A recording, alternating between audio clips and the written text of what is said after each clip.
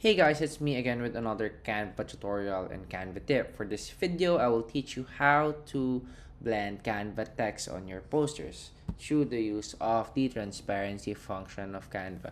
So for example, this is our poster. Then you wanted to blend the text to the poster. So we can just press a text and press this thing. You press transparency. You can see that it blends easily, right? So if you put this on top, it easily blends here, you can see. So we just want to delete that one. So again, press a text, then press this transparency, then you can like put it on top of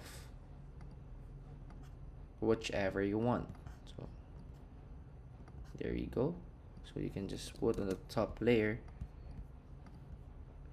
You can see that it's blended into the image itself. So that's how it looks like.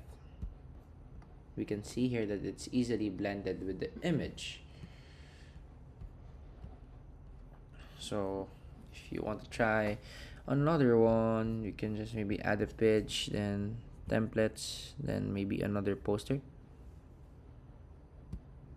And for example, this coming soon, press transparency, reduce your transparency here, and put it on top.